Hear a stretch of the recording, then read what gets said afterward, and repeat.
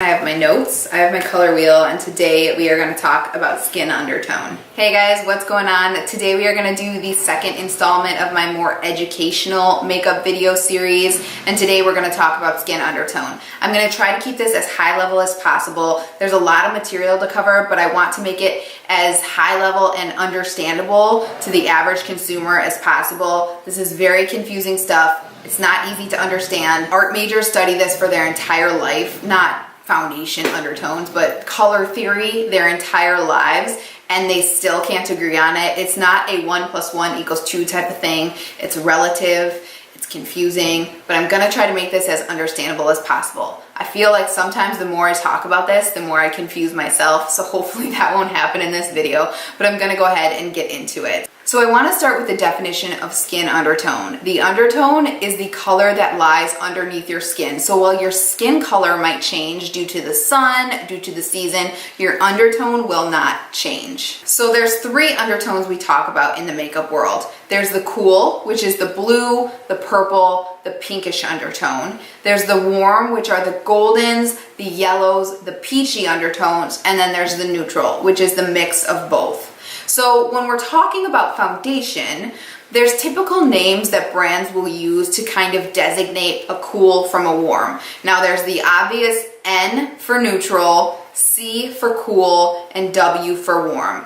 Let me start by saying you need to completely throw MAC out when you're thinking about this, because MAC unfortunately does the opposite. Their NCs are actually warm and their NWs are actually cool. So when you're thinking about MAC, think of NC as not cool and think of NW as not warm. I don't know why they do this. It doesn't make sense. I don't know if they're just trying to stand out and do something different, or if they have some kind of artistic background to it. I'm sure they do. I just haven't done any research. I'm just here to tell you, if you're cool undertone, you know you're going to be an NW with MAC, and if you're a warm undertone, you know you're going to be an NC with MAC. Very strange, but that's how they do it. So when it comes to other foundations that actually name their foundations, these are just guidelines, you guys. None of this, again, is the end-all be-all. These are guidelines for what people typically use, but there are brands out there who will do something different. So typically when you see cool foundations, you're gonna see the name Rosy, Bisque, Nude, Buff, Teak, Chocolate, Almond. Those are all typical cool foundation names. When you get into the warms, there's golden, there's caramel or caramel, there's sun, there's honey, there's sand, there's bronze, there's mahogany. Those are typical warm foundation names. When you get into the neutrals, you hit more of the porcelains, the beige, the natural, cafe au lait, medium, espresso. Those are typical neutral foundation names. So you always want to kind of read the description, especially online. If you're in store, sometimes they don't list the foundation undertones. Go online on your phone and quickly see what they say. Does it have a yellowish undertone? Does it have a pinkish? Does it have a neutral? That's really helpful, and brands have been doing it more and more lately, and it's really helpful when you're trying to shop for a foundation when they don't have testers out there, especially in the drugstore. When it comes to blushes, the typical train of thought is use the opposite undertone of the blush you're using. Does that make sense? So if you are a cool undertone, you want to use a warm blush. If you're a warm undertone, you want to use a cool blush. So if you're a cool, you want to use something like a warm peach. If you're a warm, you want to use something like a cool purple and a pink. And then if you're neutral, you can use like a pinkish peach. Now, I don't necessarily agree with that train of thought. Sometimes I think it's nice to enhance your natural undertone with a blush, and it all kind of depends on your overall look and what you're going for. But that's some information just to kind of keep in the back of your mind and try and see how it works for you. Now, when it comes to contour, you want to use the same undertone because you want your contours to look natural. So if you're cool, you want to use a pinkish based, grayish even undertone when it comes to contour. And then if you're warm, you want to use more of an orange base. So a lot of bronzers, most bronzers out there are pretty warm, so a lot of matte bronzers will work for you when it comes to contour. And then if you're neutral, you just want to kind of use one that's a mixture of both. So there's lots of tests out there that supposedly help you discover what your undertone is. One is the white paper test. If you hold a piece of white paper up to your face, you can kind of see if your skin looks a little more pink, making you cool, or if your skin looks a little more gold, making you warm.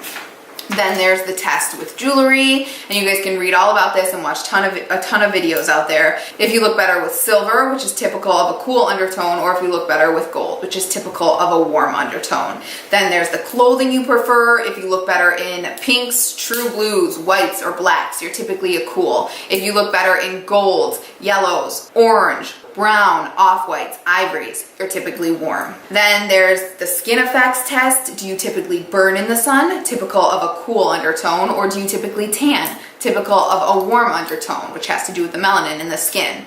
Or do you burn and then turn into a tan, which is typical of a neutral undertone? And then there's the vein test, checking the veins on the wrists or inside the elbow or on the neck or under the eyes. Do you have more blue-purple veins, which is typical of a cool undertone, or do you have more green veins, which is typical of a warm undertone? Now your veins aren't green, they're blue, but you're seeing it through more of like the yellowish skin, which can make them appear green.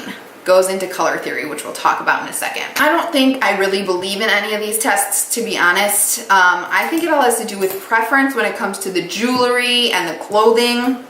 I find myself to be more of a warm undertone, and I burn like that when I go out into the sun.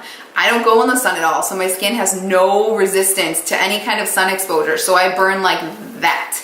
And I'm a pretty fair person in general. I have Irish and German heritage, so I burn really fast. I think the clothing and the jewelry definitely has to do with preference. And then that whole vein test, I mean, I get it, but I just don't really think I believe in it. But I thought I'd throw that out there to kind of help you guys. If you're trying to discover your undertone, those are the typical guideline tests. And you want to do all of these tests in natural indirect sunlight. Right now I'm sitting in a room with daylights in front of me, as well as yellow lights from my chandelier, and then I have the natural sun in front of me. You want to do all of these tests in indirect natural sunlight. So I think the best way to test for these foundations is to really buy yourself a cool foundation and a warm foundation, and then a neutral if you want, and see what blends into the skin best. I don't think there's any better way to test, even with all of those tests I just referenced, than really buying a foundation and trying and seeing what melts onto your skin. You can get a really cheap foundation at the store. You can get the Wet n Wild foundations, which are absolutely awesome, full coverage foundations, and they're cheap. And if you don't want to buy three, you can even mix the cool and the warm foundation together to get yourself a neutral color. So another thing I like to point out is when you're trying to find a foundation, that your skin is almost never one color. Your chest color is different from your neck color, is different from your chin, it's different from your cheeks, from your nose, from your forehead skin. And there's a lot of factors that could change your skin color. So looking at this foundation, it's one solid color, right? My skin is not that way. So you want to find a foundation that enhances the average of all of your skin. Now your face is hard because you could be on some kind of medication that makes your skin red. You could be under stress that's making your skin red.